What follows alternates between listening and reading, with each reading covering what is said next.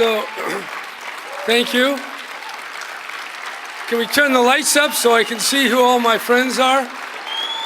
Turn up the lights a little bit. I want to look at you. Thank you. Thank you. And leave the lights up a little bit, because I can't talk to you if I can't see you, because there's no script except the life script, which I do follow very closely.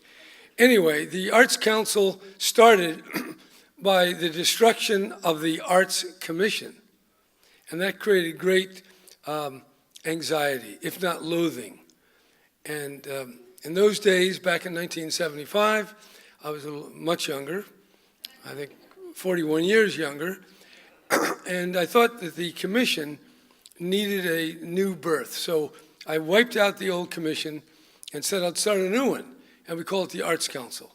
And when that was created, only practicing artists were allowed on. That's what it was.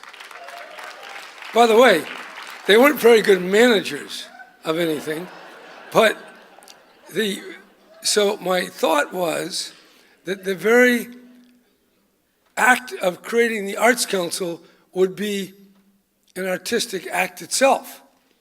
And then the meetings became performance art.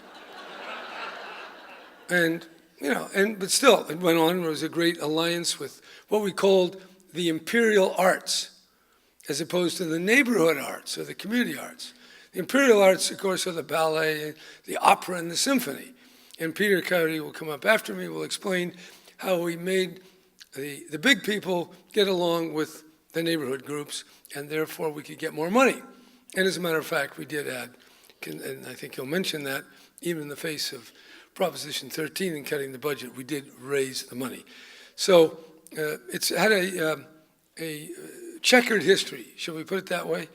But anything good is not a straight line, or it isn't only a straight line. It's also got many bends and turns and stops and starts. So the Arts Council itself is about about stimulating creativity, and with the beginning of the arts in residence, in prisons and hospitals, a real spreading out of artistic expression through the means of the Arts Council and the funding we gave it. So here we are 40 years later, and it's one of the, I don't call it pleasure, it's one of the pleasures of being governor. 40 years later, you get to celebrate the 40th anniversary of all the things you created. So, like the Energy Commission and the California Conservation Corps and the Agricultural Relations Act, and then a few other things that Duke Majan got rid of, and I won't tell you what they were. No, the Office of Appropriate Technology. Anyway, I'm just very pleased that everybody's here. A lot of work to do, and I'll just stop because politics and art are not totally compatible. Our way of speaking is not fresh. It's not alive or spontaneous. It is directed by very careful surveys that indicate what it is you want to hear.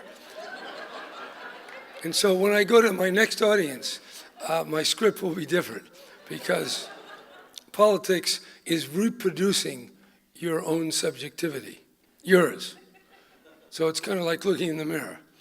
Now that's somewhat ironic, so you can discount that. But I want you to think about it as you go home. So what is art about? I would just quote Robert Frost, almost quote, can't remember it exactly. But in the introduction to the collected poems by Robert Frost, he described what it was to create a poem. What was the figure that a poem made? And he said it was like a piece of ice on a hot stove. It rode on its own melting, began with a question and ended with wisdom. And there we have the California Arts Council. Thank you.